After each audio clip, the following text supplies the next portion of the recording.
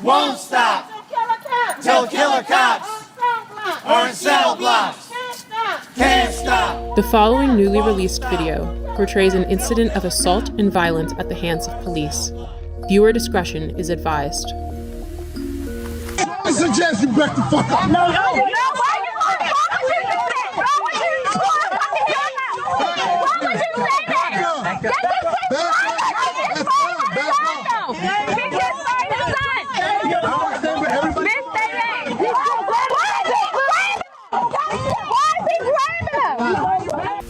This is Baltimore City Police Officer Jorge Bernardez Ruiz. In a newly released video shot in 2016, Ruiz is seen with his knee on the back of an unknown man with a gun pointed at the man's head. His message was a clear one. Concerned onlookers, adhere to my dictates or else. Here, we can hear Ruiz saying to Baltimore residents, I suggest you back the fuck up. No. It is documented that Baltimore police officer Jorge Bernardez Ruiz is a repeat violent offender, even without access to all complaints against Ruiz, undisclosed by BPD Internal Affairs records. 6 cases involving Ruiz are known. This video will briefly highlight 6 total cases beginning in July of 2013. Case 1, Abdul Salam, July 1st, 2013. Here, Salam is seen victoriously smiling in celebration after the jury found Ruiz and 2 other cops liable for brutality against him. However, because the trial was civil, not criminal, Ruiz was not fired and he did not go to jail. Police profiled me. They followed me in the back of my house, harassing me. Police proceeded to violently and hostilely approach my van with me and my son in it. As I announced, this was my home, guns drawn. Once they reached my vehicle, they violently pulled me out, ramshacked my vehicle with my 3-year-old son strapped in his car seat, threw me against the gate, slammed me repeatedly. Picked me up by my feet, and while I'm upside down, they proceeded to drop me on my head, hog-tie me, and immediately when I fell on my head, Ruiz, in a wrestling type of action, and kind of hit his knee against my neck. I was arrested. I had no idea what I was being arrested for. My son is scarred to this day. He remembers the incident as it happened yesterday. When he talks about it, he always refers to Daddy being on the floor with police yesterday. Case 2, Darrell Harris, profiled, as seen in this video, July 17th, 2013. Yeah, Sid, what's wrong with it? Improper way with it. There's no such thing as an improper way. You gonna tell me my job, bro? I know the law. Are you gonna tell me the law? I know the law. You gonna tell me the law? I know the law. What's the problem? You giving me a ticket? You need my license registration? Yeah, let me get it up. Profile, y'all use the seatbelt as a reason. Profile. Sir, do me a favor, take out your keys. Yeah, you can record me. For what? Nah. I don't feel safe right now. Do you want me to step out the car? Do you want me to step out the car? I'll step out the car. Call the police, man. What do you call the supervisor? I'm about to do shit. This is getting uploaded to the internet right now. Yeah? And we are 2 law-abiding citizens that we're getting targeted, and I don't know why. Just 24 hours later, Bernardez Ruiz played a leading role in the police killing of unarmed Tyrone West. Case number 3, the murder of Tyrone West, July 18th, 2013.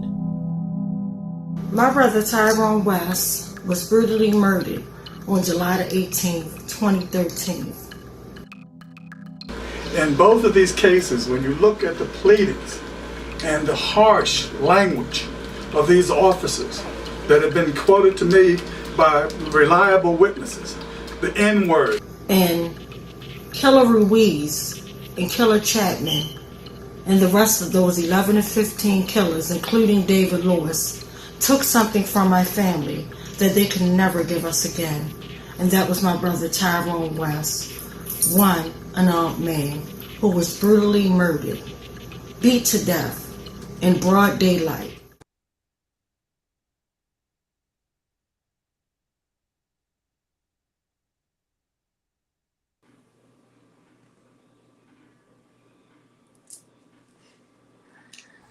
All right. This is West Wednesday 462, Justice for All Victims of Police Violence, Justice for Tyrone West. And Tawanda, I will pass it to you. Thank you, Sister Queen. Mic check. Can you guys hear me? Yes, mic check. Mic check. Mic Awesome. check. Yeah. So as my sister just said, this is West Wednesday. This is 462 weeks. This is day 3,234. And I just want to thank everybody for tuning in. And if you're watching us on YouTube, we ask that you subscribe, hit the like, and share. So tonight, our special guest is Miss Ellie, and pretty much she lost two of her children. I wouldn't wish this pain on anyone. I know how it feels to lose a big brother who was like a father figure to me, my best friend, my everything. Because literally when my brother was murdered, like y'all saw the part of the video, he was murdered, and the first killer cop to start murdering my brother was Officer Ruiz, and he was a part of the Gun Trace Task Force, the elite Gun Trace Task Force. And if you guys haven't seen the We Own This City, I urge everybody to watch that, and also to get the book called I Got a Monster. And that doesn't do any type of justice for what happened to my brother, not just my brother, but many brothers and sisters literally in Baltimore City. But the fact, and I really feel some type of way, because they know damn well that my brother was executed by the Gun Trace Task Force, and they're trying to sweep it under the rug. But it's all good, because I guarantee you, when the truth comes out, I'm going to make my own movie. I'm going to have my own book, and all the truth will come out. Nobody will narrate what I say, what we can't say. And it's a reason that they always downplay my brother's brutal execution. And I'm going to be crystal clear. The reason why they downplayed it, because mind you, my brother's execution happened before Freddie Gray, and it literally happened a year after Anthony Anderson. But the fact that you have an unarmed man, an unarmed healthy man, that was beat to death by 17 animals, literally, and we just got that count, because we would always say at the beginning of this between 11 to 15, but when we actually got the number that it was 17 killer cops that actually participated in the heinous, brutal execution of my brother. Like, he was pepper sprayed, tased, tortured in broad daylight on video. Mind you, until this day, we never ever got the video footage. We never got anything that we requested. But we're never going to give up this fight. I don't care how many years it takes.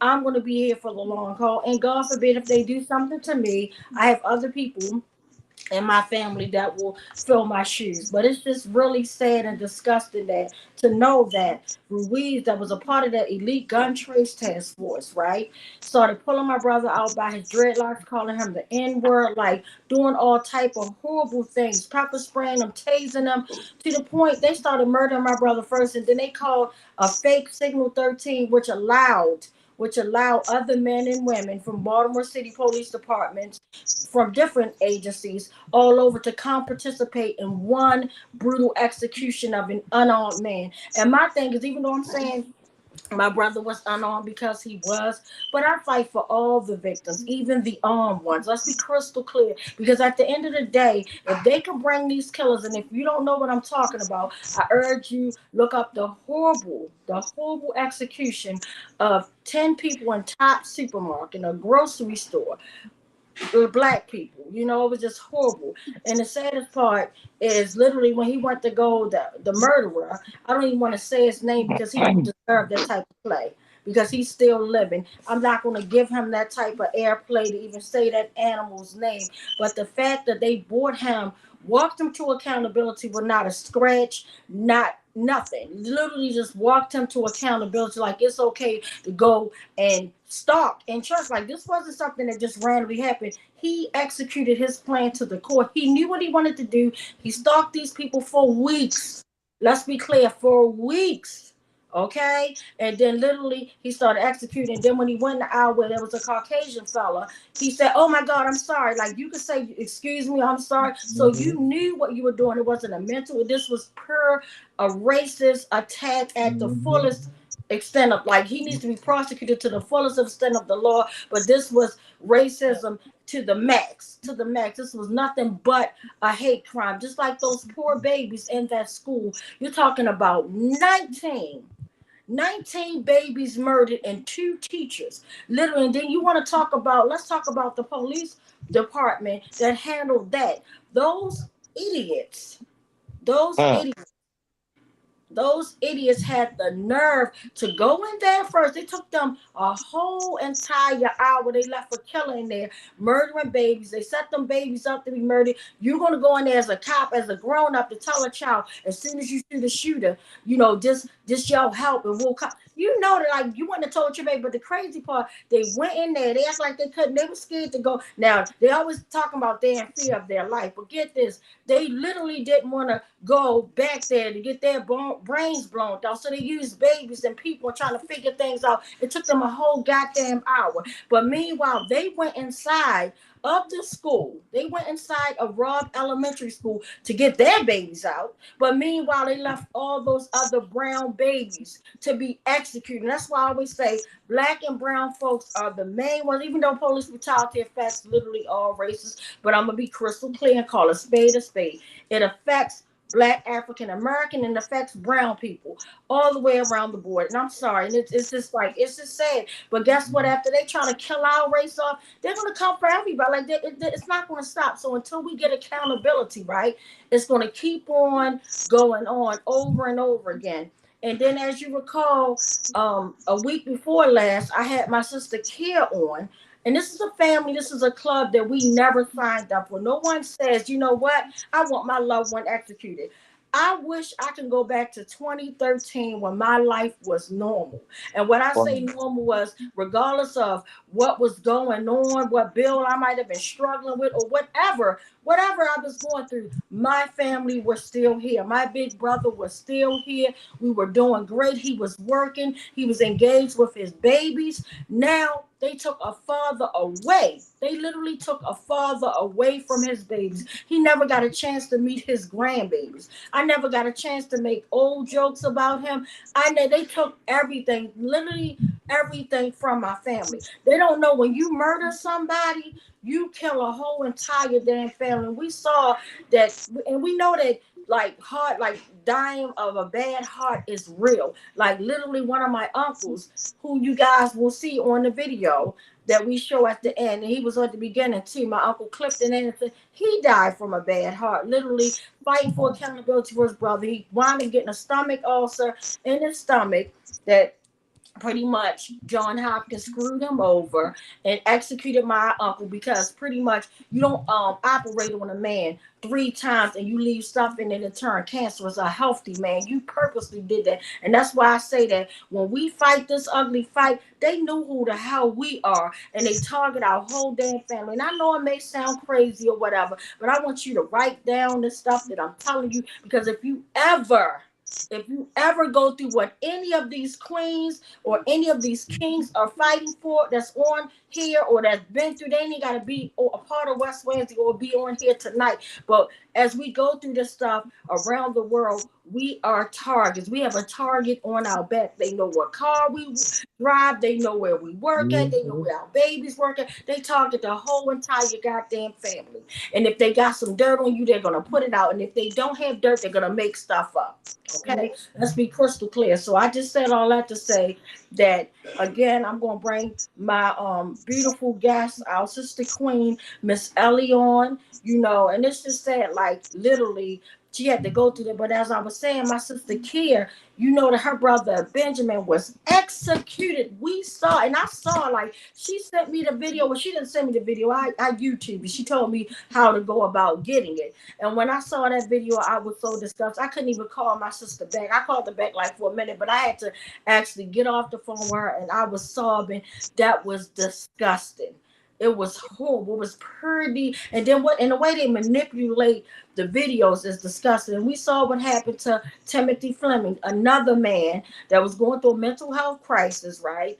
And He had a knife in his hand. He didn't kill people in the church. He didn't kill people in the grocery store. He didn't go into a damn school and kill anyone. Okay? Just like Benjamin didn't kill anyone. But yet they executed him in cold blood. And my sister Kia wound up, after she lost her brother, she wound up literally had to bury her mother too, who died of a bad heart connected to this. So not only did they kill Benjamin, they killed his queen mother. No family deserves to go through this. And just like my sister Queen that I'm going to bring on, her beautiful daughter Paige was executed by a sheriff deputy, executed. And literally, I don't know how soon, and she'll tell you all that, but literally right after that, she literally lost her son, literally. And it's just sad and disgusting. So no further ado, I'm going to do a mic check, and we're going to bring our sister Queen, Miss Ellie, on. Mic check. Mic check. Mic check. Mic check. Mic check.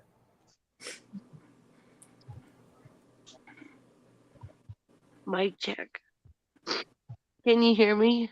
Yes, and I'm sorry, my queen. I wish I could wipe your tears away and take as much time as you need, because I know the pain is real. I know it's devastating. I don't even want to know that kind of pain. I know how it feels to lose a loved one, and I cry every night. Like, it's so much that I go through feeling happy 1 second, and the split second that I feel happy, I think about things. It could be a song on that me and my brother enjoyed, and tears will just start rolling. I could be at one of my children's graduation, I could be at work, and tears will just start rolling. So I know how that feels from that aspect, but I don't ever want to lose my babies. Like, I'm the mother of 4 children. I have 2 grown children, and now I have 2 teenagers. I wouldn't ever. My only prayer is that my children bury me. And I'm so sorry that you're going through what you're going through. So I'm sending you virtual hugs all the way. Oh, thank you. So what do I do here? Yes, you could just, first of all, you could start off by letting everybody know where you're tuning in from, what city or state you're tuning in from, and whatever you say. I come from a small town called Delta, Colorado. And it happened in Hotchkiss, Colorado. Is where my daughter was shot. Her head was blown off. Oh. She had no license plate on her car. And she was driving towards Hotchkiss, and she told a couple friends the day before, she goes, the police are going to kill me. She said, they're going to kill me. She knew something. We don't know what, but she knew something. So anyway, she's driving towards Hotchkiss, and this policeman, this deputy sheriff, who had his mother with him in the truck, turned around and started chasing her. Well, she pulls off, and they throw a spike strip down because she's trying to get away from him. She's scared to death. Flattened both of her tires. Her axle was broke. So she turns in this driveway, comes around. This sheriff, she's going about 8 miles an hour. This deputy sheriff gets out of his truck.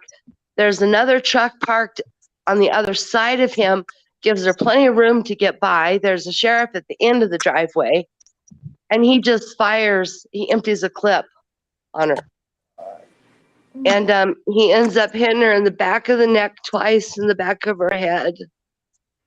He's already safe by the time he shoots her. So, this happened at 11:30 in the morning, and I kept waiting for her to get home. Finally, at 11 o'clock that night, they came and told me that she was gone. And at 9 o'clock the next morning, they came and told me how.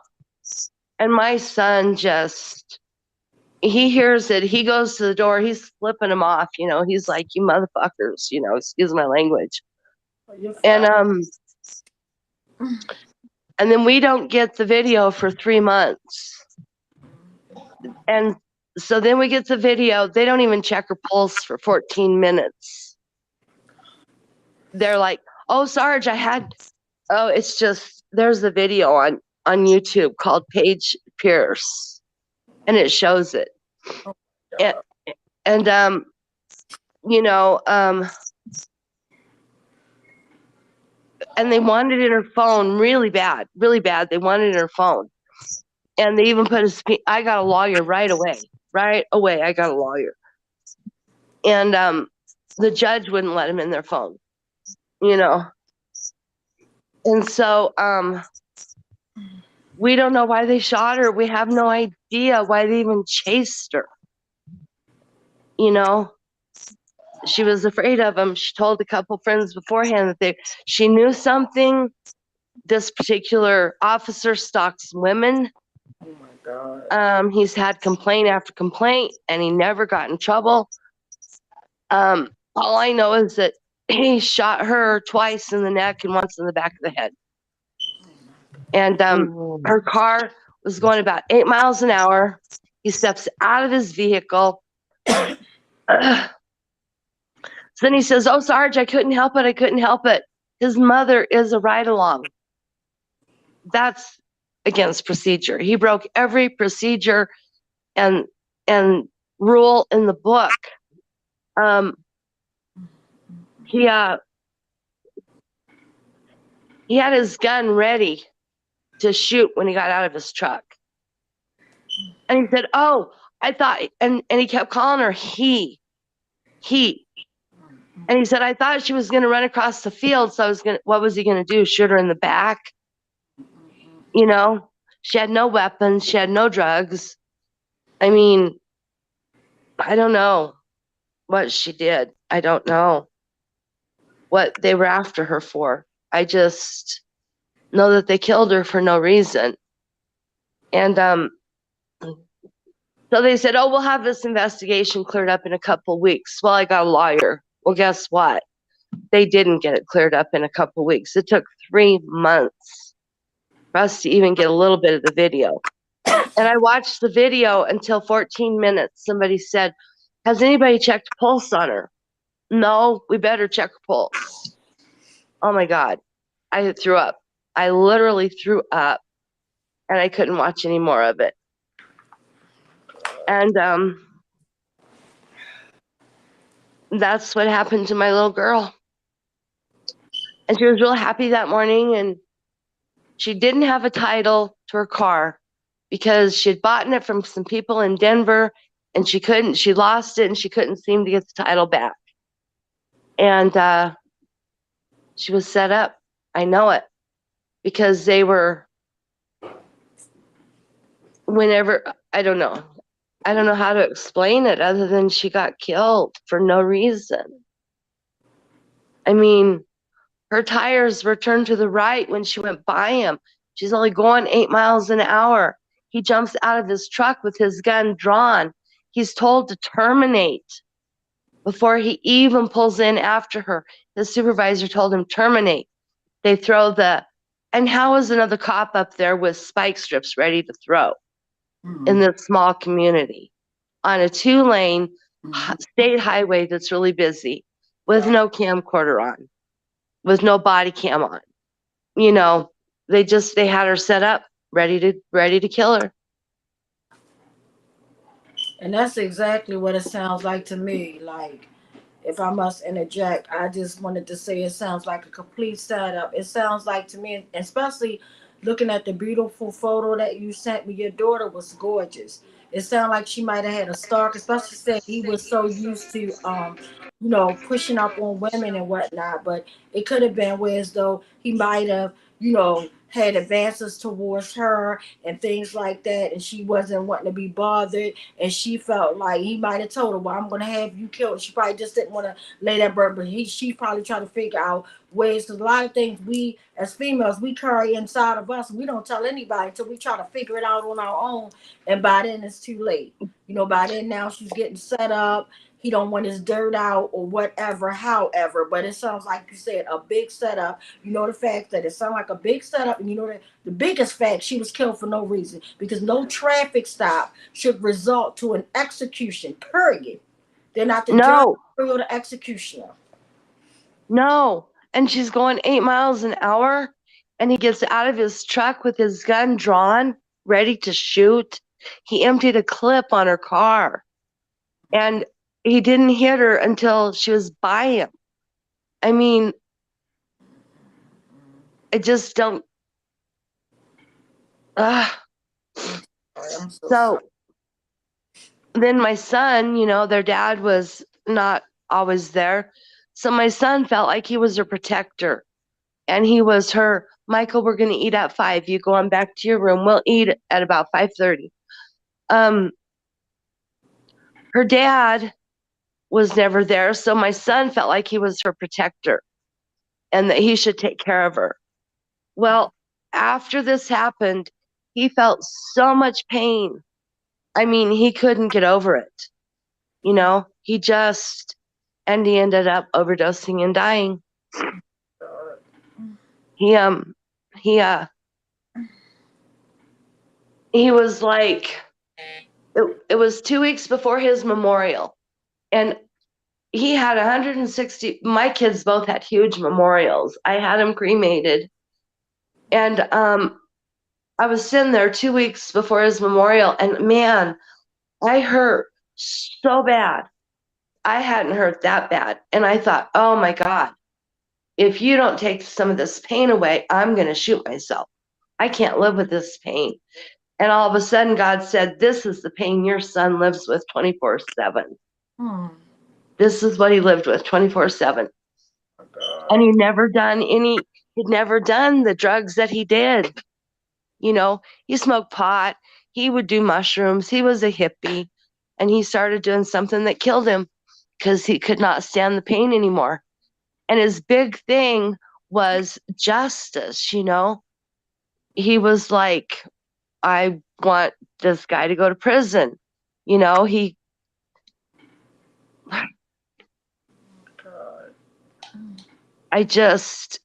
get a call at 10:30 at night that he's gone in Ouray, Colorado. And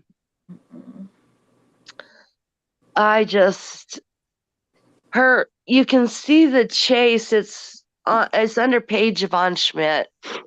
It's and then I don't know what else to say other than she didn't deserve to die. She didn't have anything on her. She wasn't doing anything wrong except driving without a license plate, and she wouldn't pull over for the sheriff because she was afraid of him. I'm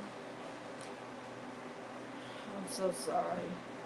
Yeah, and the stupid cops, they just stick, they investigate each other.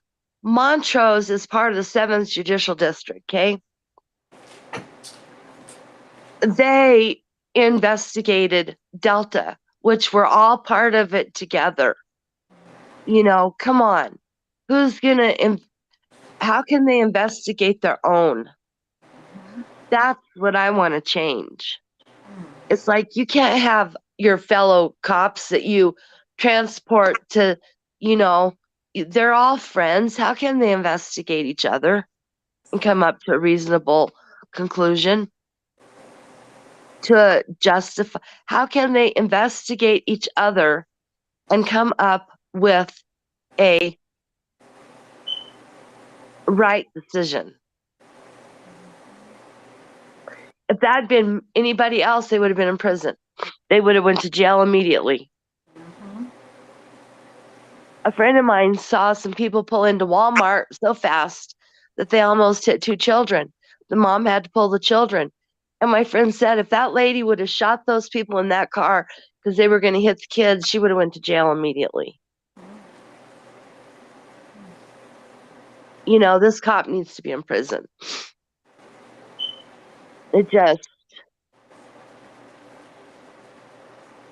He needs to be in hell, man. That's just disgusting. And then for him to do a horrible execution of another woman right in front of his mother, that is purdy evil to the core. Yeah. Purdy evil to the core. Purdy evil. And then for a mother to set up there as a woman, I don't care if I was going on a ride along or not, that would have been a time I would have, would have jumped out. I would have jumped out and got into the middle of it and would have been hold up, stop. No, I wouldn't have just sat there and just watch somebody be executed. They both some sickos. Him and his Well, mom. yeah, and his mic keeps cutting out. So what's his mother saying? Oh, you get her. Oh boy. You know, what was he playing? A video game? Was he just like, oh, we got him, terminate, terminate. He was told and he didn't terminate. And he's back on the road patrolling. Wow. You know. So But I'm sorry, go ahead. I'm sorry. But we filed a lawsuit. And it went to court, and they responded, and the judge would not dismiss our case against him or the guy that threw the spike strips. The judge said, this is merit. We're not going to dismiss any of this shit. So we have a good judge, I guess. But I don't care about the money. I want the guy in prison. Exactly. I want it to change. Just like, you know, I watched this story before. Why do they think they have to be so brutal? I mean, aren't they there to protect and serve? They protecting themselves while they serve us death and brutality, unfortunately. It's just disgusting. It's just, Yeah. I'm so sorry. I mean, I'm sorry. Yeah, I don't know. Some of your stories sound so much worse, but No, all of the stories, like no story is worse than one. Like it's just we're all in a screwed up club. We never asked for like, cause I guess we all look at each other like, oh my God, that was disgusting and horrible. Cause I'm looking at the way your beautiful queen and your king died. Like you didn't deserve that. Like nobody deserved it. Your son didn't deserve to suffer in agonizing pain, worrying about not being able to protect his sister type of thing. It's just messed up all around the board. But I wanted to just ask you real quick. I wanted to ask you, when did this happen? And then I also, after you answer that question, if you may, just tell us something like great and beautiful about both of your children that you would love to share, just to kind of, if I could, try to ease some of this pain up off of you a little bit, Okay, well, she was born, her birthday was April 6th, she was born in 1995. Her birthday was April 6th in 2021. She turned 26, and this happened April 9th of 2021. Oh my God. And my son passed away April 4th, 2022, and he would have been 30 February 25th. I'm so sorry. Oh my God. Yeah, and the thing about it was like at their memorials, everybody's like, oh, she had 1 Peter 4:8 tattooed on her back. Therefore, brethren, love one another, because love covers a multitude of sins. And no, she wasn't perfect. Yes, she had her problems. She'd been through rehab. But she loved children and old people, and she'd watch The Virginian with me. God, who watches The Virginian, me. And she, she had a warm touch, and if you didn't feel good, she was just like, what can I do to take care of you? And, and she just was giving. And my son, he was a drummer, and he played at a couple venues, and he could play the drums really good. She could play the piano beautifully, and he played the drums, and I gave his drums to a friend of his, and I went and watched him play him the other night, and he did that for me in a tribute to Robbie. And I mean, they just Robbie loved the holidays because the holidays were like, oh, how can I make it special for you? You know, it's your birthday. Your birthday was the biggest day of the year for Robbie. He felt like your birthday was something special. And he always tried to make it the best he could.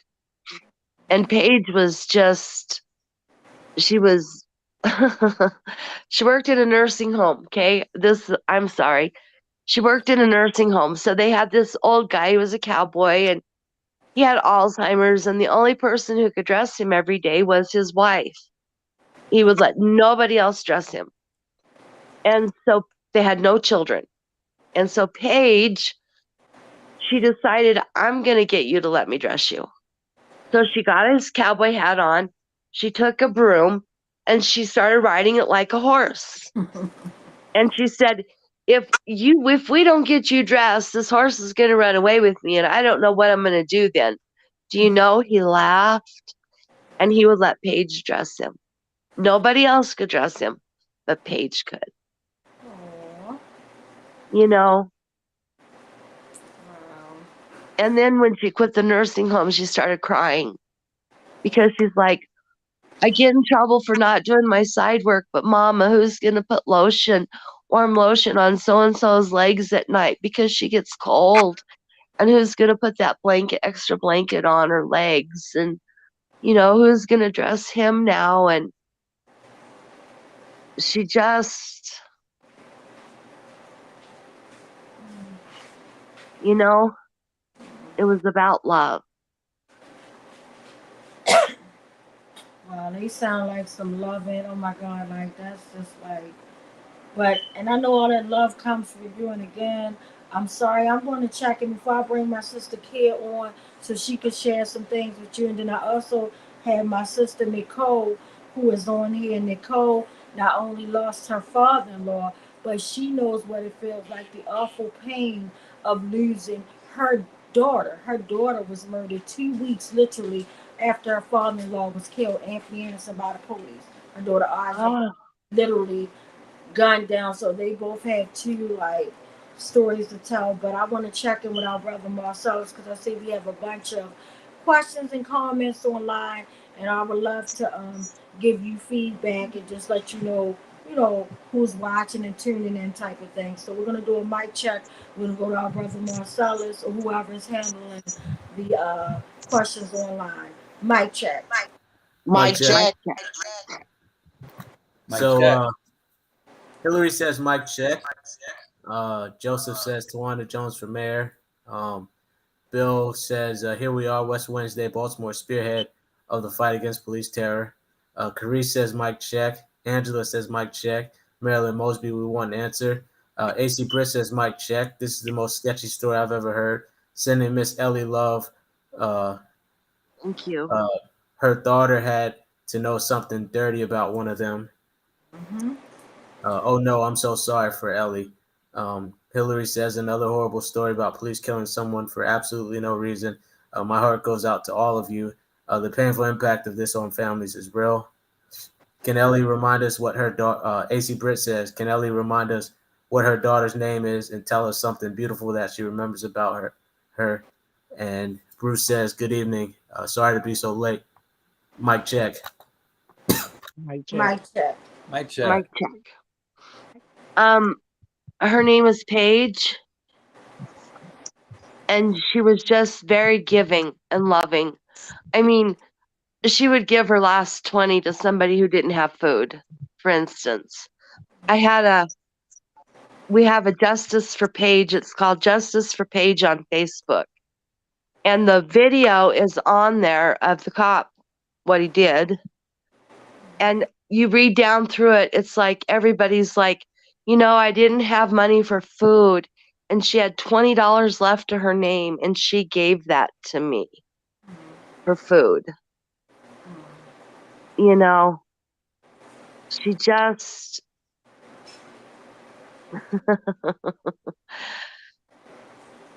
she was very giving and loving, and oh my gosh, yeah. So I've answered the door a few times with my hair in all kinds of ways, and you know, she loved bling. She liked her false eyelashes and her makeup, and her hair was continually being colored, and she was my blingy. Okay, so this is what I would do with Paige. I would go shopping with her. I'm no shopper, okay? I can go to a bookstore or a craft store and spend all day. I would sit there in the mall, and she would go from store to store to store to store, and she would have him set stuff back. And then she would have her little notebook, and she would write down, and then she would go back, and that girl would walk out of the mall with probably 5 pair of pants, 3 shirts, and 2 pair of shoes for $300. And these were brand name clothes, you know, because she would go and she would find her best bargain, and there she'd go every store, and then she'd go back to every store, pick out what she was going to get. And that's, you know, I'd finally have to just sit down and go, I'm going to watch you from here, you know. She just, you know.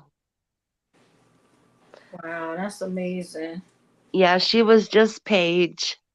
And she loved butterflies, and she could draw, and she could play the piano, and she was in high school, and she wrote some stuff, and a teacher told her, you know, if you would, her teacher had a couple books published.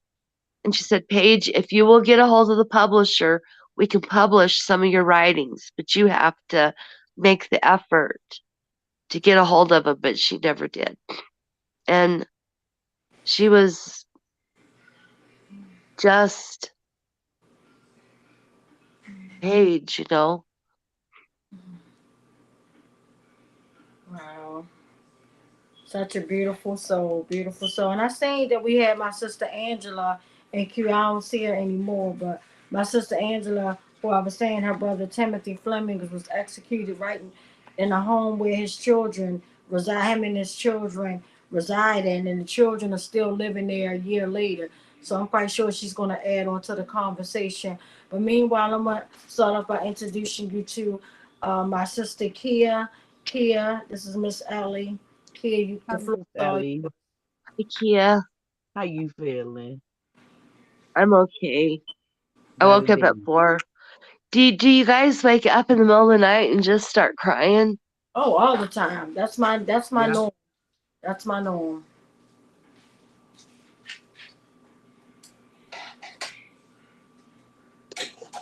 Well, yeah, my name is Kia, and my brother was killed February the 25th, 2021. He was shot by Baltimore City Police.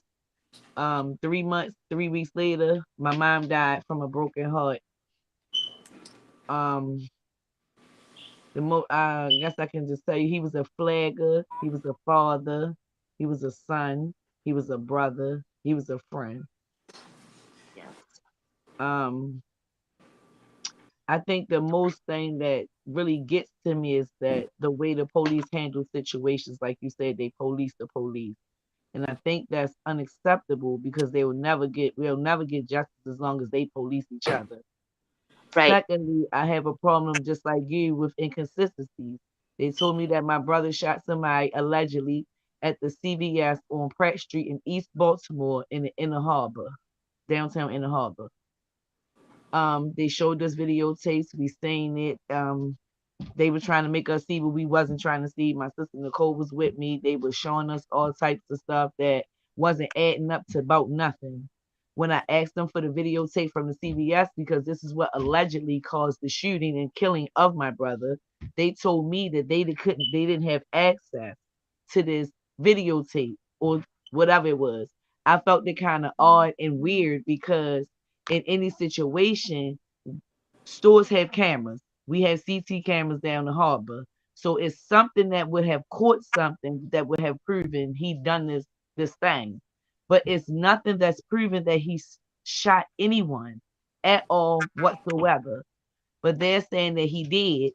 And in return, they chased him in a parking garage inside of 55 Marketplace, where my brother brandished a gun at police. But to allegedly, according to the mayor and the police commissioner, the gun either misfired or jammed. When they showed me and my sister Nicole the videotape, the gun was pointed in the opposite direction and no officer was even turned that way, period.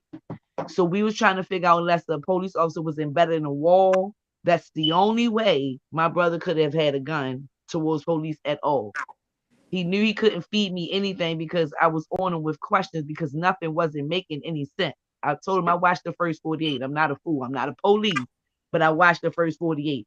And the first thing they do when the suspect gets shot in the store is run a video. You telling me you never had access to this video? That's not good enough for me. That's not good. So basically everything they told me that happened, his shooting was speculation and allegations because they had no proof that he even did this shooting at the CVS, according to them, because they have no access to this tape. So everything they heard was either hearsay. You understand what I'm saying? It's speculation. Oh, yeah.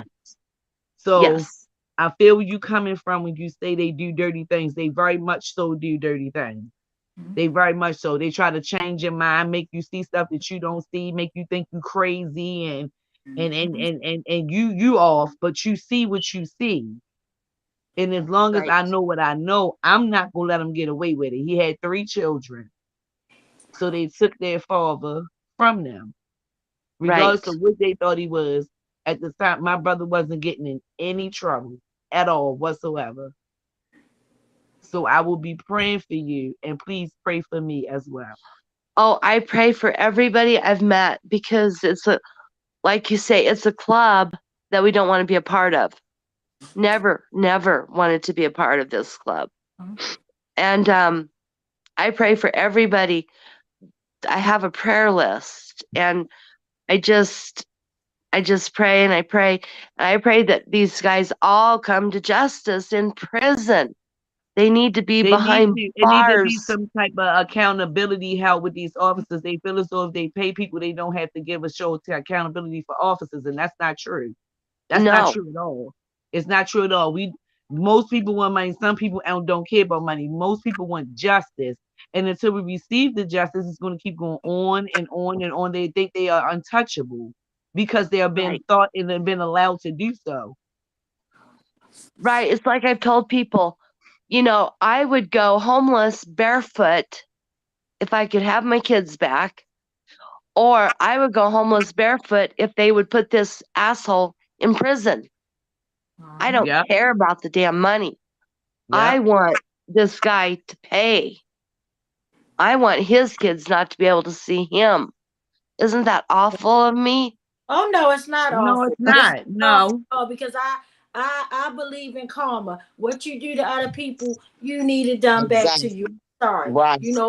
Planting a seed. You want to plant that seed, hey, it comes back on you. That's why you could do good things and things like that. And then I also really just disgusted at the system because the way they got it set up, as if for one, nobody I know ever said, you know what, I want my loved ones to be murdered and I want some money. That's at the end of the day, want some type of retribution. So be crystal clear on that. And then not only that, they're not doing us a damn favor because they owe your family that. Exactly. My brother, they took a provider away. Let's be clear. They didn't just take a mom away that somebody wasn't doing it. They took a provider away. He was providing for his children. So they owed them that. They ain't do his children no damn favor. They owed them that. That's money owed. Just like and then just like my sister Care, my brother had 3 children and grandchildren he never got a chance to meet. They owed my family that. He took care of my family, including his little sister. It was not one time I couldn't pick up the phone and say, hey, big brother, I need some gas. This man will walk to me literally. I remember one time my car broke down. I'm on the side of the road waiting for roadside. Do you know he got to me before roadside? He ran to me. It was in the wintertime. As soon as I saw him, he said, sis, where you at? I said, I'm on Harford Road. He ran miles and got to me before roadside. No, ain't no way in hell my sister gonna be on no damn Harford Road and the hood broke down. Oh, hell no. He ran to me.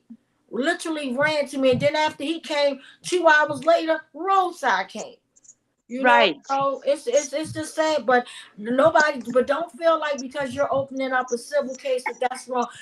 I mean, at the end of the day, money cannot replace a life. Let's be No, it can't. retribution. They deserve to take care of your family, and then throughout that civil trial, you can get compelling evidence to get criminal charges. Let's be crystal clear, because a lot of things that they're hiding now, when you go into the civil thing, all the information that they suppress that we can't get, then you'll see the killers out there. Like for the longest time in my brother case, before we had the civil case, they kept saying, "Oh, my brother had drugs on him and he got combative because he didn't want to go back to jail." But all that was a lie. When the killer cops got on the stand, they asked about these alleged drugs that were never tested nor submitted out Ruiz's mouth. He said, "Oh, I heard about it on the news." Like, are you freaking kidding me? So go for everything, go for it. Whatever I'm telling you, go for it. Go for it. Go for it. Oh yeah. Well, besides that, addiction is not a crime. It's a disease. Exactly. You know, and just like the boy that they shot in the back running, he was running from them here in Kiowa County, Colorado. I think it was here. He had some drugs on him and he had a warrant. And he was running and they shot him in the back. Killed him. For what? He had no weapon. A little bit of drugs. I believe that they kill our loved ones for a sport because they can. That's get away with murder. It's like, okay, if I'm having a bad day, I feel sorry for whoever I come in contact with. I don't care if it's your child, your mother, your dog, whoever is modern day slavery. Exactly. There you go. In mind, the origin of policing, they were slave catchers. We keep trying to make police out to be heroes. They never were heroes. Let's be crystal clear. They never were heroes. And this ain't to be downside or downplay. I'm just telling the truth. They never were heroes. They never were supermen and superwomen. No, they were slave catchers. They were here to protect property, not us. Property. Property has more value than a life. They don't give a damn about us. They only care about themselves. And at the end of the day, they don't even care about their own self because they done killed officers that were going to tell on them, like in Baltimore City. Just like I was disgusted about how we own the city went off because they tried to lead a conclusion that Detective Suter killed himself, and that Detective Suter was the one to say something about a man running with a black and white jacket, when the whole damn time Kevin Davis kept on saying, and they put out ransom money. You don't put out ransom money for freaking, oh, I never saw nobody. They know, and then they didn't even put all of the stuff that what really happened. For one, they put Detective Suter in this car. You know, this, and in case you don't know what I'm talking about, I'm just telling you about when the gun trace task force, you know, they were getting investigated. You know, it was going all the way down. Detective Suter was supposed to testify literally within 24 hours. They set him up. They switched his partner. That wasn't a part of Justin Fitton's story. They didn't tell how they switched his partner, put him on with somebody that was going to ultimately take his life or carry the hit out. You get what I'm saying? And then, then they put Detective Suter in. Now, mind you, he got a head wound, and he's an officer. You know, they flied him right there. No, they let him go. Run away. The patrol car of whoever, I'm gonna say the killer, whoever. They let him go in the patrol car, and then to further extend his injuries, the police car mysteriously crashes. They get into a dumb accident to delay the time even further for Detective Suter to get help, okay? To get help from the hospital, doctors, things like that. And then, and this man is in a suit. Who goes to say, I want to go kill myself in a dirty alley with a suit on? Mind you, his mood swing that whole week, he just got back, and that wasn't a part of Justin Fitton's story either, how he just came back from Jamaica from marrying his son. Literally, he went to a son wedding. Now, that's the most joyous feeling. You get to see your kids. I pray to God I get to see my kids get married and I become a grandmother. So that's joyous time. So his mind, and then he texts his wife the same day. They joking and he dancing and laughing. And then all of a sudden, I'm going to go in the alley and blow my brains out. And then I'm going to tell them to put up ransom money. And they did the same thing to Detective Torbett. He was doing off-duty work at a nightclub. You see one of the cops kill him, shoot him dead. shoot him dead. Then they took the gun and moved the gun in place. They try to blame another man for it. They are corrupt.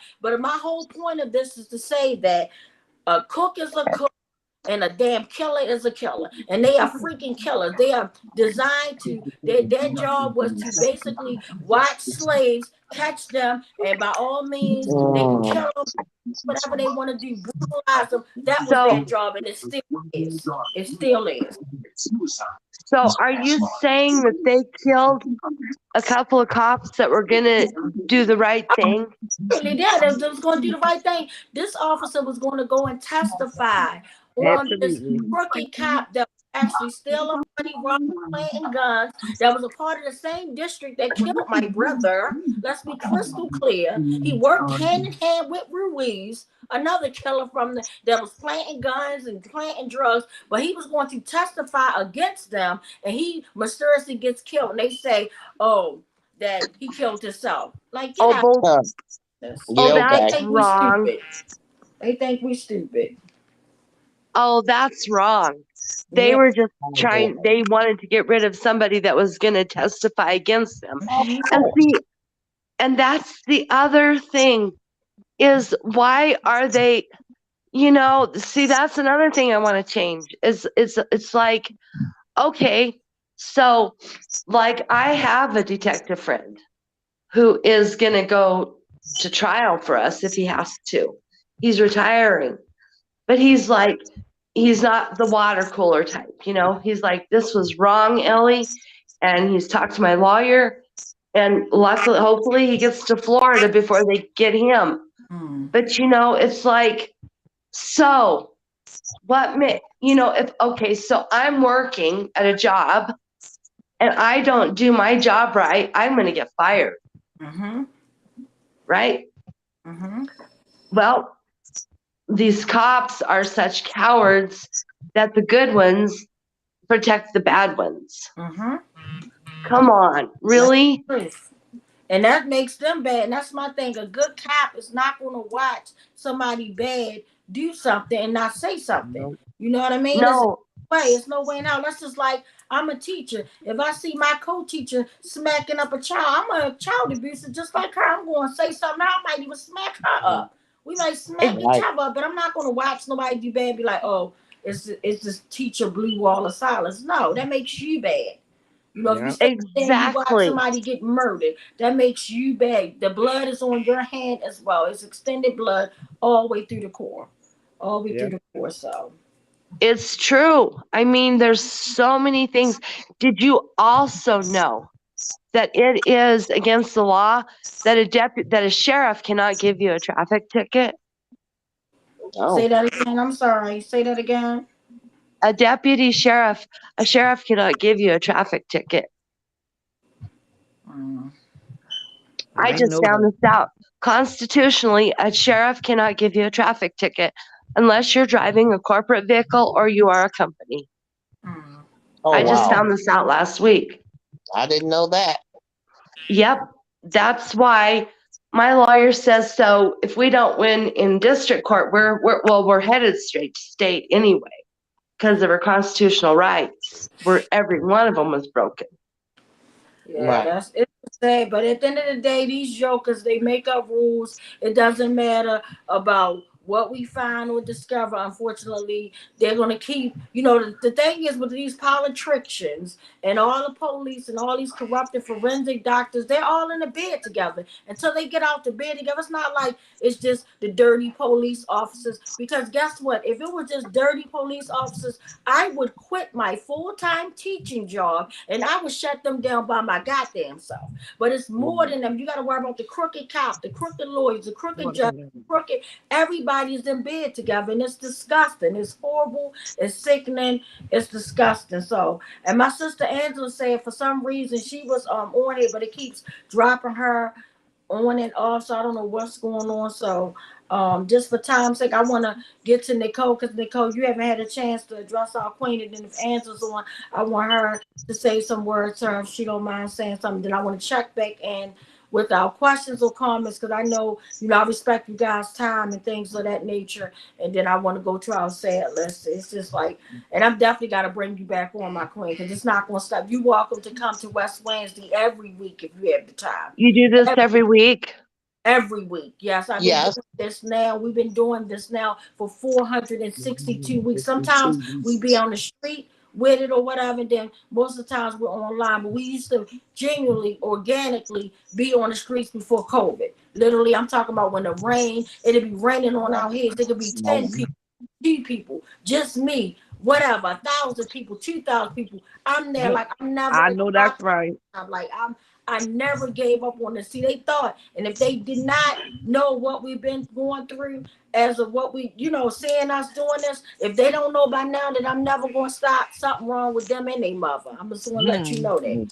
But I see my sister Angela, and because she's having technical issues by coming in and out, I'm going to bring up Nicole first, and then I'll bring you on, Nicole, after her, so you can say some questions, say whatever you want to say to our queen, or ask her questions, or send her love, or whatever you want to do to our beautiful queen. So I'm gonna bring my sister Angela on. Mic check. Mic check. Mic check. Mic check. Mic check. Mic check. Can you hear me? Yes. Yeah, we can hear you. Thanks. Mic check. My heart goes out to everyone here. The police is just horrible with killing. They don't care who they kill anymore.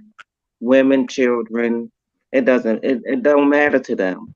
And it's sad and it's heartbreaking that you had to go through this, Miss Ellie, with your daughter and your son. I'll blame the police for both of those. Murders. Yeah, I blame the police for both. And it's very heartbreaking, and my heart definitely goes out to you and your family. Thank you. And to Kiera, Nicole, Tawanda, you all know my heart goes out to you as well. I'm here. You guys need me. And yeah, we still want an answer, Marilyn Mosby. Yeah, say it loud for the people in the back. Yeah, we want an answer, Marilyn Mosby. We need an answer. We demand an answer.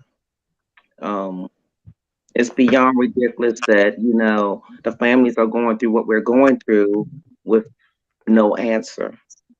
Not even a response. Now that's very disrespectful. Extremely. And a shame. It's shameful and disrespectful that you can't even respond to the families. My family's still waiting on an investigative report, an autopsy report. It's been a year. Oh my gosh. It's been over a year. May 16th was a year since my brother Timothy Fleming was murdered. And a year. And we still have nothing. And the city of Baltimore they're not doing anything to help. They're not doing anything to help at all. Like my sister said, my nephews are still in that home. It's very sad because they're young teenagers. And it's just sad that they're still in that home where their father was murdered. And, it's always the same narrative. They'll kill you, then they'll take you to the medical examiner's office and put you there as a John Doe or a Jane Doe, as if they don't know who you are, so they can get their stories together. Yeah. And take their time to do whatever they need to do. It's sad and it's sickening that they do the same thing over and over and over again. Again, my heart goes out to you. And Marilyn Mosby, yeah, we need an answer. Mic check. Mic check. Mic check. Can you guys all tell me your names again? Because I'm putting you on my prayer list. I pray for everybody, but now I can pray for specific names. Kia. Yeah. Okay. And Tamara. Tawanda. Tawanda. And Nicole and Angela. Nicole and Angela. Because you guys will be in my prayer every day, over and over. Thank you. Thank you. so much. And you will Because- in mine as well. Absolutely. Well, and if you go on YouTube, and I wish there's a place I could type on here. If you go on YouTube and you look up Paige Schmidt Pierce, Delta, Colorado, the one that's 26 minutes long, you can watch her get killed. Oh my God, that's terrible. And the comments underneath it are just, she was Horrific. murdered. She was murdered. She was murdered. I used to back the blue, but not this time. No, I don't. They know what they saying. Exactly, and they know what they be doing. They don't care. They don't care. Well, you know what? And what you were saying, a year. Well, you know, okay. So when they came and told me at 11 o'clock at night, why didn't they tell me how at that point? Well, because they had to all get together all night and get their story straight. That's what they did. Exactly. That's exactly what they do. Get the story straight. Get their lives together. Yeah. Yep. And I think it. the sheriff figured out who the mom was, and he thought, "Oh shit, we have just messed with the wrong woman. That's This why woman will I have it.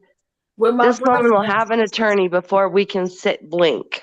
Right. It's like my little cousin said, and I always quote her, they killed the wrong man, but they got the right damn family that's gonna fight them to the end.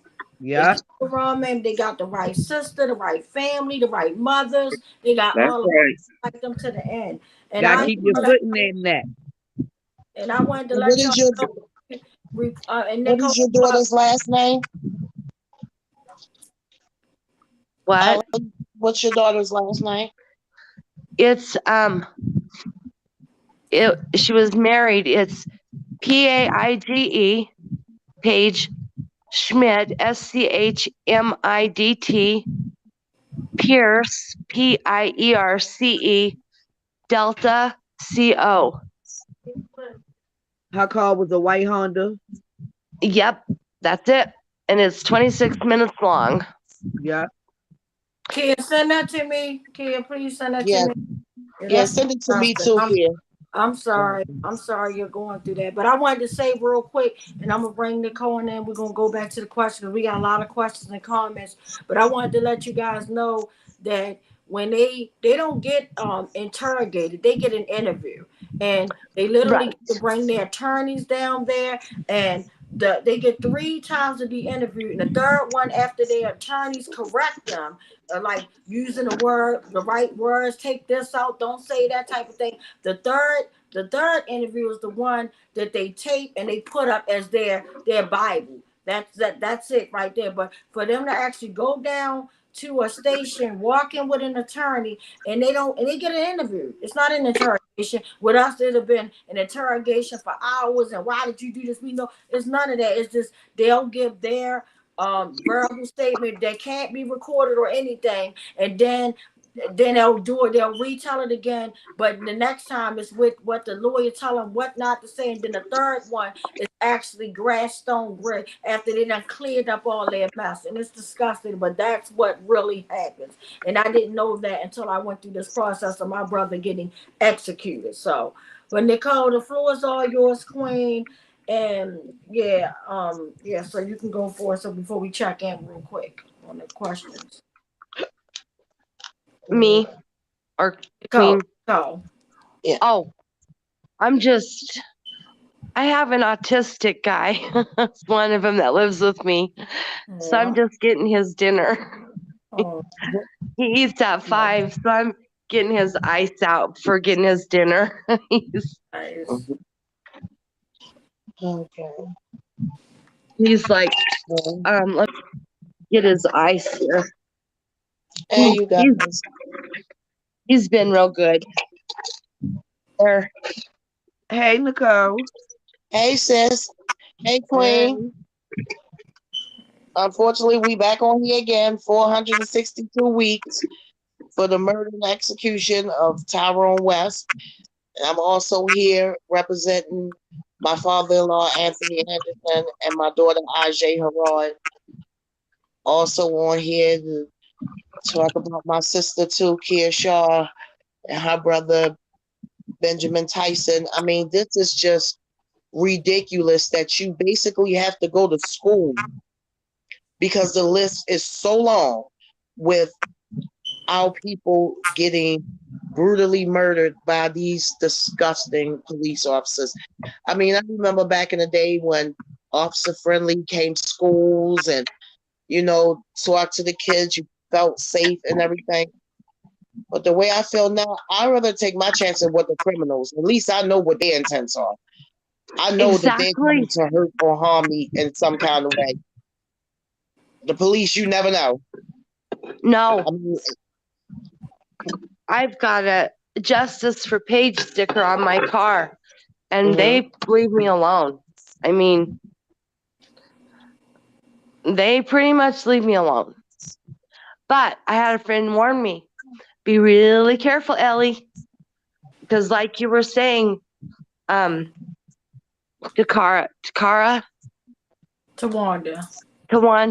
I'm terrible with names. I'm 62. I'm the same way, though.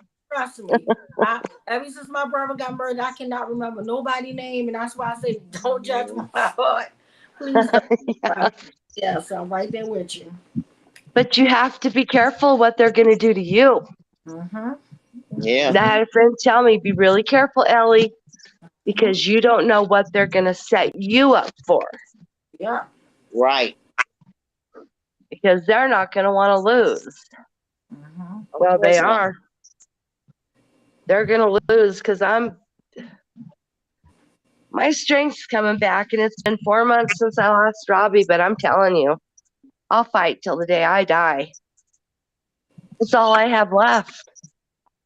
And you have us with you. Now you earned the Baltimore family that's going to fight with you and uplift your baby's name. So that's thank you. to worry about. Well, and I will be praying for you guys too. I'm just so appreciative of this. Oh, you're welcome. You're welcome. I'm so happy to know you guys because, or ladies, is there any guys in here? Yeah, we have a few guys, Marcellus and Uncle Bill. So yeah, we have a few guys that's online as well with us. So yeah.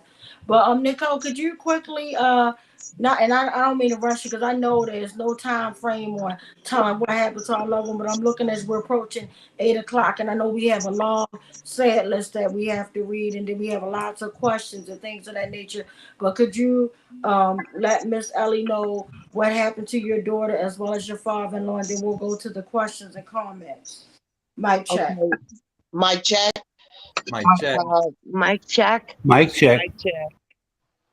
Long story short, my father-in-law name was Anthony Anderson, and he was brutally murdered in 2012 by the Baltimore City Police. They beat my father-in-law to death. He had a ruptured spleen. This stuff it doesn't get easier every time you say it. It's just disgusting. He has 6 broken ribs, blunt force trauma to the head. They held the paramedics up for an extra hour, saying that it was nothing wrong with my father-in-law, that he just didn't want to go to jail. And when his mom asked, "What are you doing to my son?" You know, they told her, for lack of better words, "Back up, bitch, for you be next." 2 weeks later, the same police officers, I don't know if it's the same officers, but basically in the same district, they set my 16-year-old daughter up. She witnessed a murder, and they took her down to the police station for questioning without me, her father, or an attorney present. And they rendered my daughter as a snitch. And 2 weeks later, after my father-in-law was killed by the police, they shot my daughter in her head and killed her 2 weeks later. So I still blame the Baltimore City Police for my daughter's death, because you should not, and it's against the law to question a minor without an adult being present. Mic check. Yep. Mic check. Mic check. Mic check. I am so sorry. Thank you. Oh.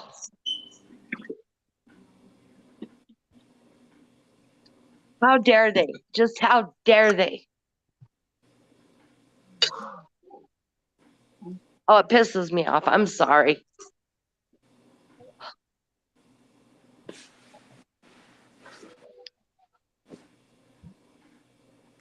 Nicole, I'm sending you a big hug too right now. I know this is hard for you guys. I'm so sorry. Like, no mother should know what it feels like to lose their babies. I don't care how old or how young. No parent deserves to bury their children, period. So again, my heart goes completely out to Nicole, Ellie. My heart goes out to our sister Kia, who, you know, lost her brother Benjamin Tyson, my sister Angela, my heart goes out to her, who lost her brother Timothy Flemings. Like, my heart goes out to anybody out there that's suffering. Like, this is real. And even though it's so heartbreaking to hear these stories over and over again, but these are important. These are our loved ones, and people need to know what happened, who's responsible, and most importantly, we deserve answers. And more importantly than that, from those answers, we deserve accountability. Nothing short, nothing less. Cell blocks for killer cops, like it's real. So again, Right. Nicole, I'm sorry. And Nicole has a beautiful voice. And one day, you know, like, I'll invite you back on here when she feels, you know, the spirit. She'll bless us with my favorite song. So, but I know sometimes you don't feel like singing, you just want to cry. Sometimes you don't even feel like talking, you know. But I just want to let you guys know I love you. I'm gonna check in. I'm gonna take this opportunity to check in real quick with our brother Marcellus to go through the questions and comments. And again, everybody that's tuning in, I thank you guys for your time. And I know we're approaching. If not, I'm trying to look and see what time it is. Oh yeah, we're at 8 o'clock, and normally, typically we stop at 8, but sometimes we go over, and it's okay because this pain is real, and I would never want to cut somebody short just to get a time frame. Like, I mean, people can't, you know, but I do respect everybody's time. So I'm gonna check in with our brother Marcellus. But again, I'm sending both of you queens. I'm sending everybody love, hugs, love, hugs. So I'm gonna turn it over to Marcellus. Mic check. Mic check. Mic check. Mic check. Mic check. AC Britt says she sounds lovely. Speak it, Kia.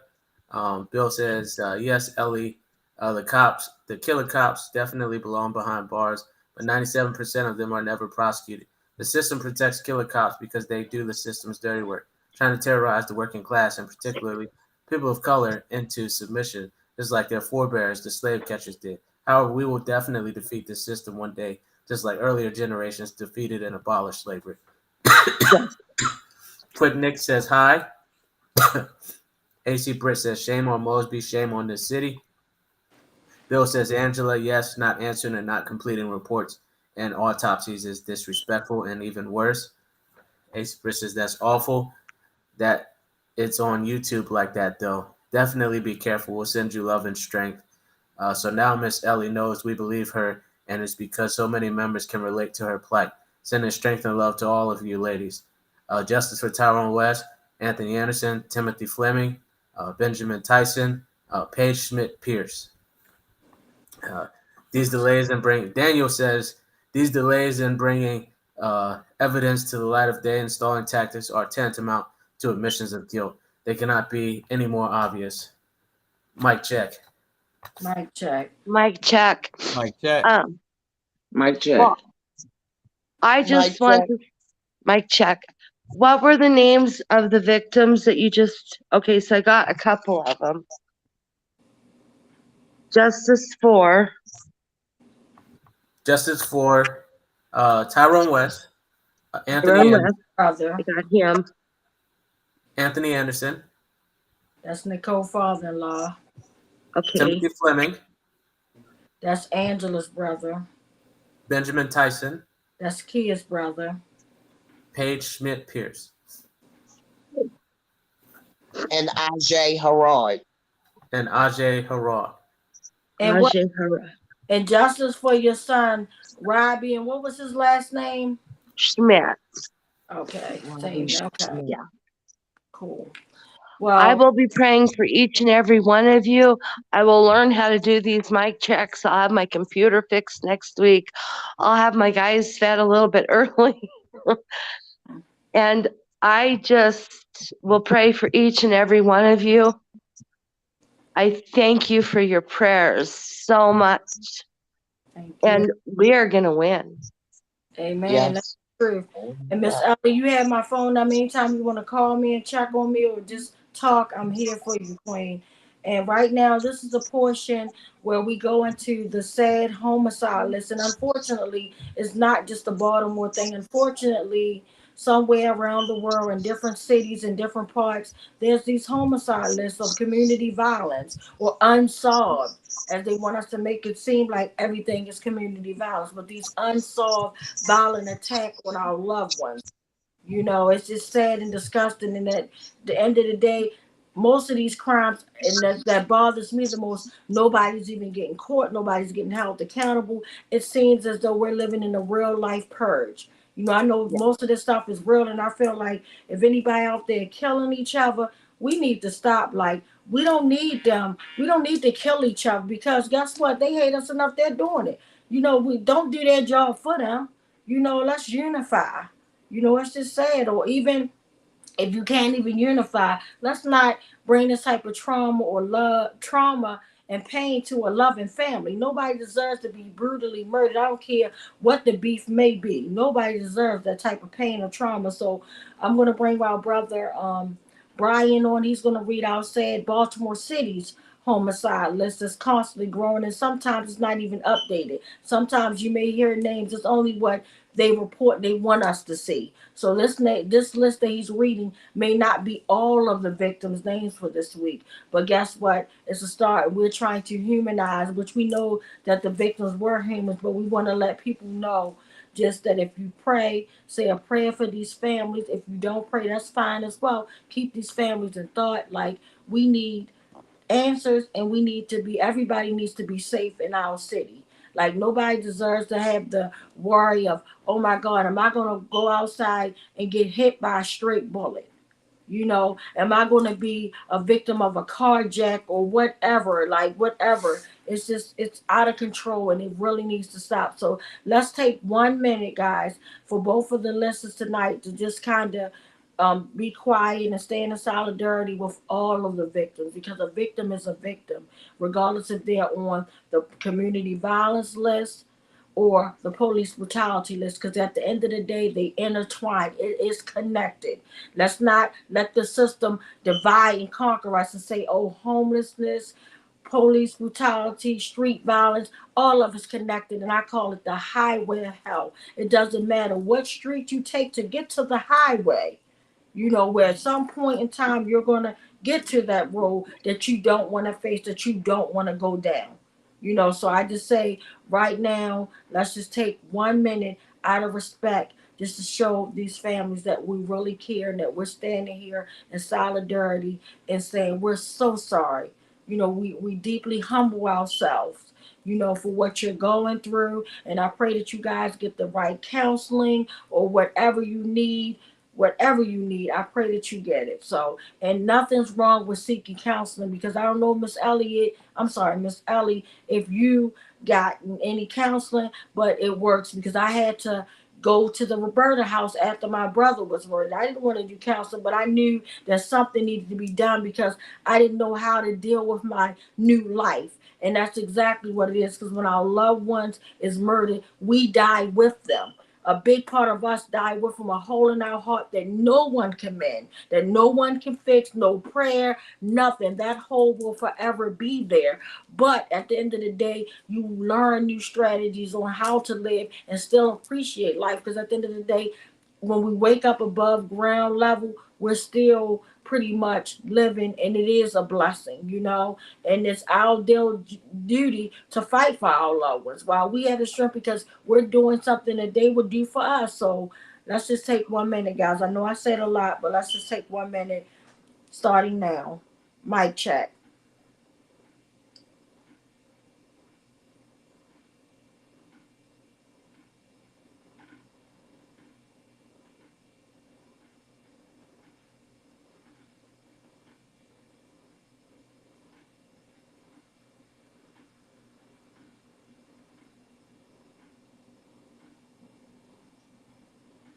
Thank you guys for the minute. And this is our brother Brian. He unfortunately has that duty of reading the sad list, and I thank you, our brother, just for reading that list, because I know that could be traumatic, and every time somebody associate your face with West Wednesday and what we're doing, it's associated to a sad list. So I apologize, but at the same time, I'm very humble, very thankful that you provide that strength, that to humanize our loved ones in such a great way, to read their names, let them know that we're more than hashtags, we're more than body bags, we're more than pictures on the shirt and being 6 feet in the dirt. We're more than all that. Our lives matter. So thank you, Brother Brian. Mike check. Mike check. Thank you, Tawanda.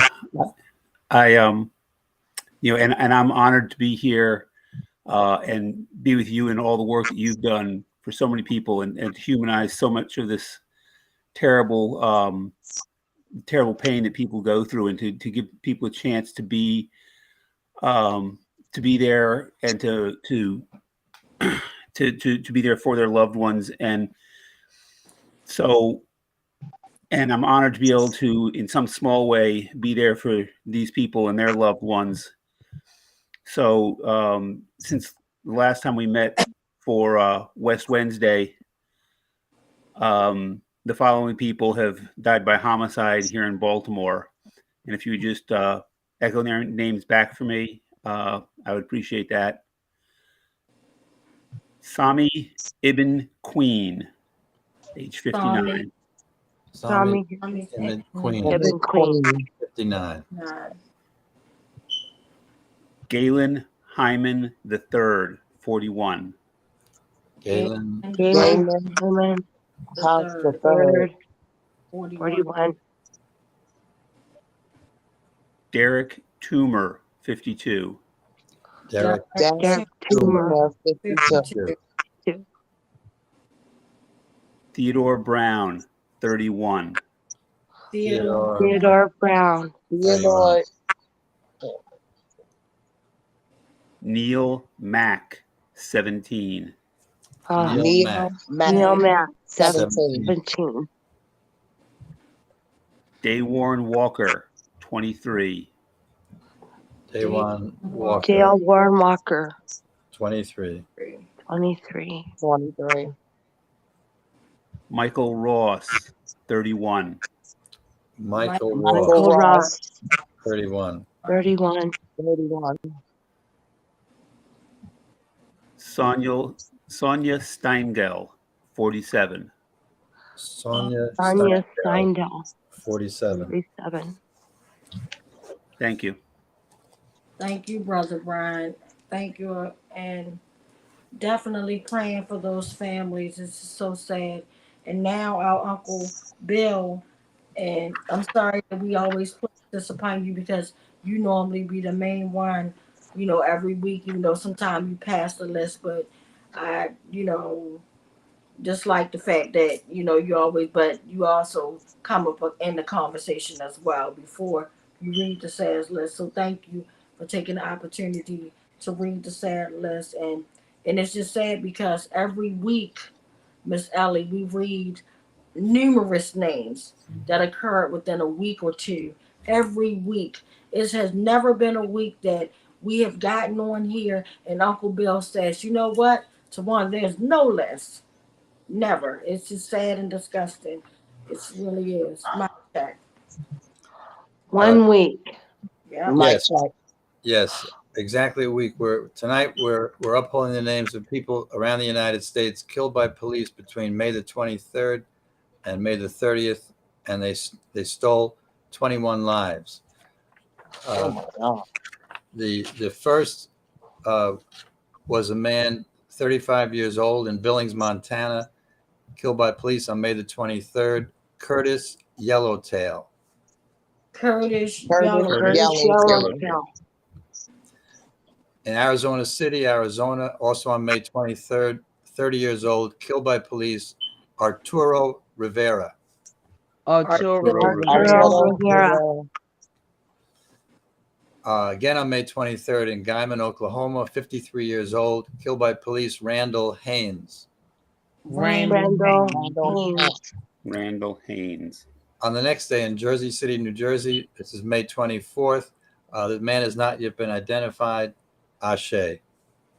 Ashe. Cell blocks for killer cops. Thank you. And for those who are new to some of the West Wednesday traditions, as I understand in Yoruba, Ashe means let it be so. So if I say let it be so, I don't mean let it be so that this person has been killed. I mean let it be so that we fight to put those killer cops in cell blocks, as some people have just pointed out. Again on May 24th in Uvalde, Texas, 18-year-old. Forget, I'm not going to honor this guy. This is the one that killed all the children. Excuse me. He's on this list. Oh, he's a piece of crap. Yep. We're skipping him.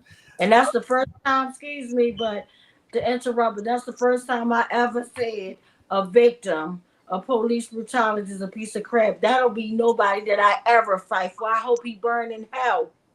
Mm-hmm. They only charging them for one murder. What? I'm sorry. All right, so continuing in Canton, Georgia, on May the 25th, 23 years old, Torrey Jones. Torrey Jones. On May the 25th, once more, Myrtle Creek, Oregon, 60 years old, Spencer Heckathorn. Spencer Heckathorn.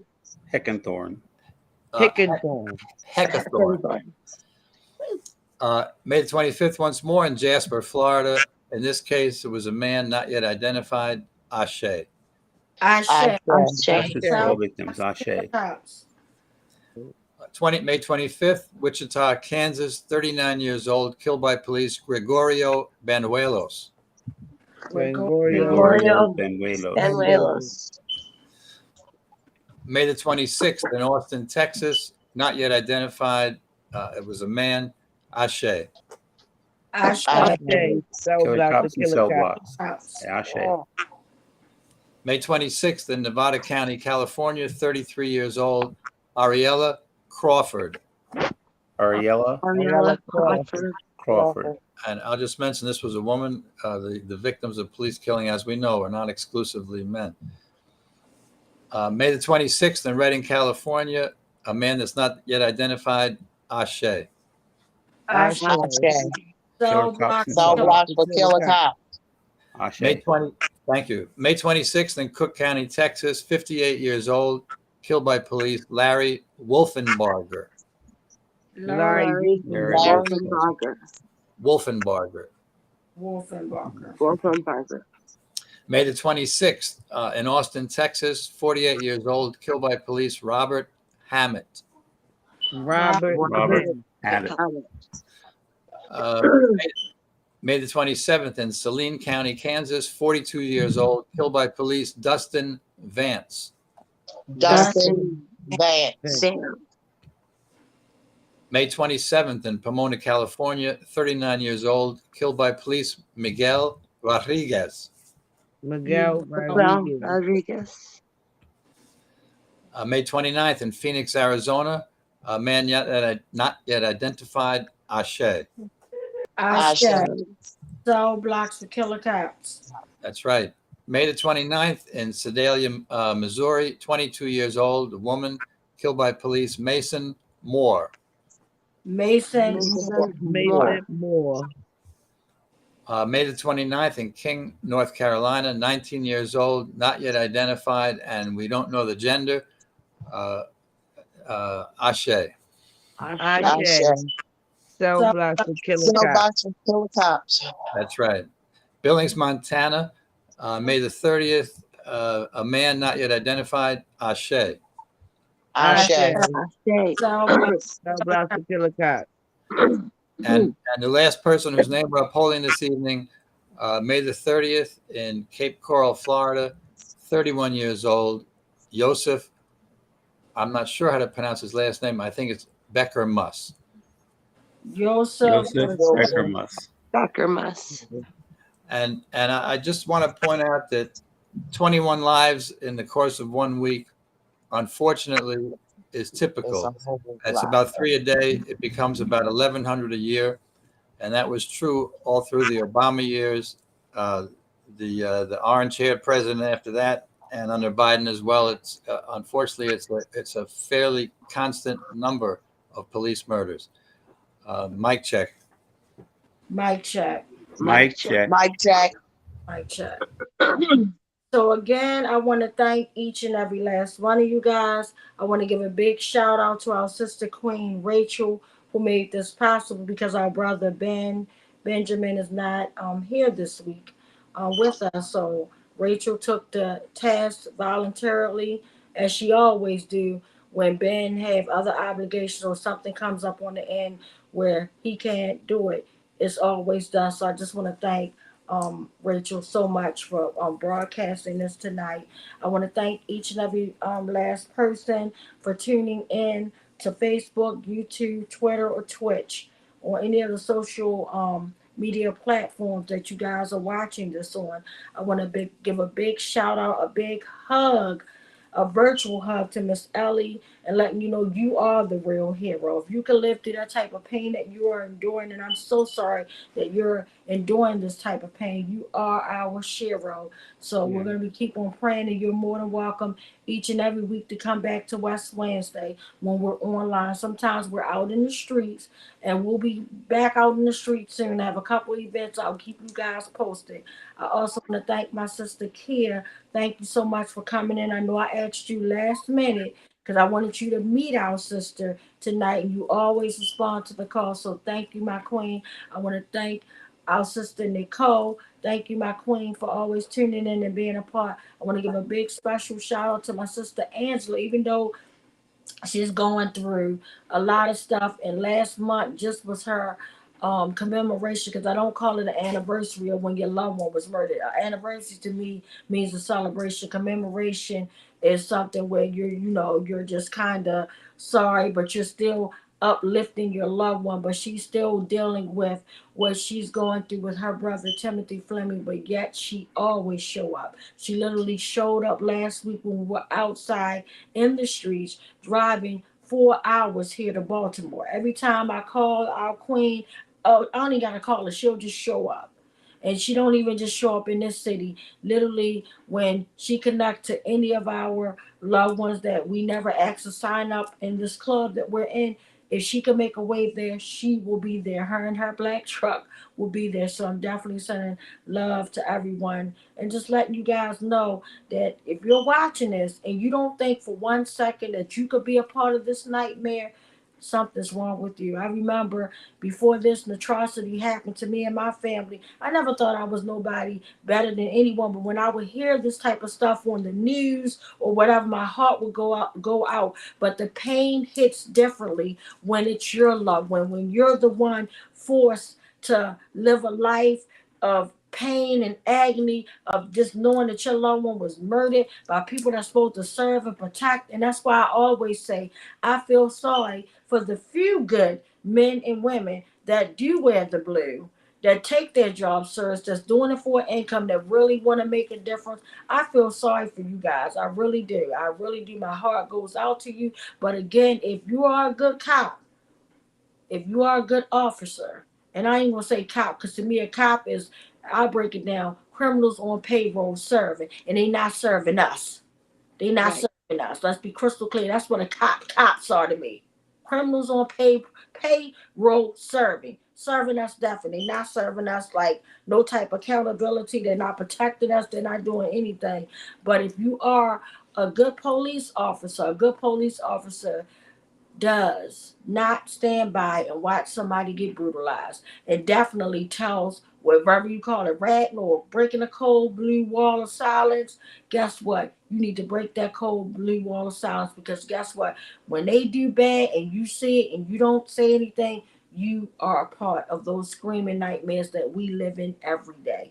So again, remember, live to love, love to live. I love you all. And I'm praying for all the families this week that had to bury those babies. I went on the page and I saw they had cartoon caskets with just like Disney, and it was so heartbreaking. Those babies are supposed to be getting ready to finish school this summer, go on summer vacation, and spend lots of time with their family. So my heart oh my God, like, because when as a mother, when you take your babies to school, you know, and I see the joy in the eye of, you know, my parents that bring and trust their children with me, and they're like, have a good day, such and such, and they give the big hugs. You expect to pick your child up at the end of the day. You don't expect for your loved one to be murdered. You get that call that some idiot fool, some devil, that's pure evil, to go and shoot vulnerable babies up. Shame, shame, shame. So my heart goes out, and then my heart goes out to the people that were executed in the supermarket, the family members that literally had to go and bury their loved ones and still dealing with this type of trauma. And it's just sad. And it seems like all this bad stuff is on the arise. But I tell you, love conquers all. Remember, live to love, love to live. I love you guys. We will see you guys next week. And remember, the same way we brought you this awful video of the cops, the first cop out of the 17 that started murdering my brother, Killer Ruiz. Please stay tuned and watch the other 4 minutes. I know it's late, but please stay tuned. If this is your first time, please stay tuned, because guess what? Ruiz is still working. He could pull you over, man. He could pull you over and take your life at a blink of an eye. So I'm praying for all of our families. I love you guys. And again, you guys are the real heroes and sheroes. Love you. And I'm going to turn it over to Rachel. You can start playing the video. And again, thank you all. Mic check. Mic check. Mic check. Thank you. And Mr. West begging for his life. And Mr. Salam begging for his child to be excluded and comforted from what was taking place. Not for himself, but for his 3-year-old child. Case number 4, Adina Britt and family, September 10th, 2015. My name is Adina Britt, and I wanted to submit a 30-second testimonial that Jorge Omar Bernardez Ruiz is one of the 11 terrorists that came into my house performing a home invasion in September 2015, terrorizing my entire family and even holding my 12-year-old son at gunpoint. He needs to be stopped. Case number 5, unidentified arrestee, assaulted in 2016. I suggest you back the fuck up. No, why you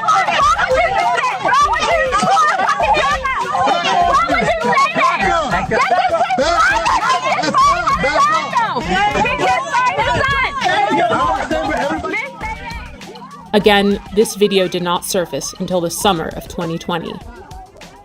Case 6, Thomas McCullough, May 2016 and February 2017. I heard my front door coming off the hinges, like it exploded. Thomas McCullough says it happened twice. In May 2016 and February 2017, Baltimore City Police burst through his green front door and raided his Pimlico home. They said, police. They come up, shotguns, guns. He says officers ransacked the place, looking for drugs, money, and weapons.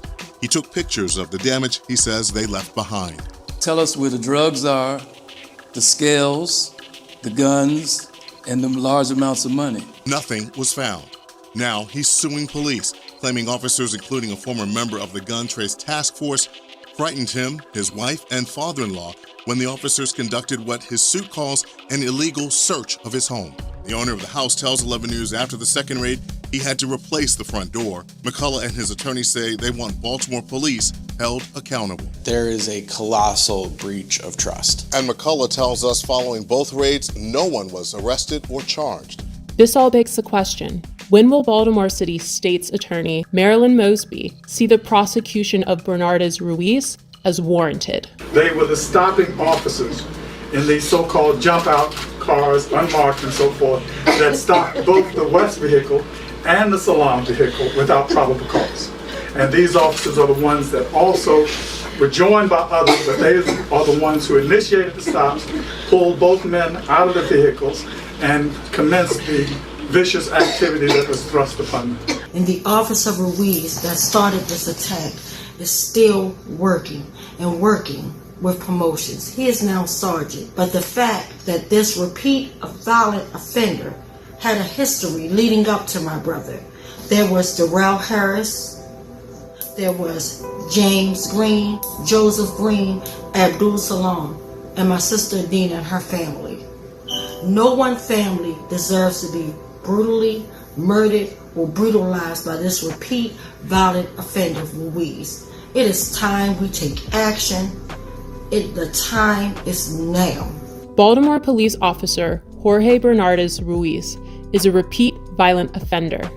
Based on these accounts, in accordance with the law, we, the West Coalition, call for him to be fired, prosecuted, and incarcerated.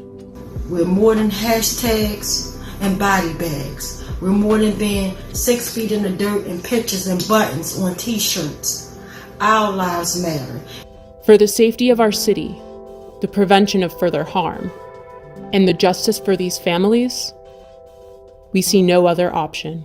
And again, I'll say, the time is now.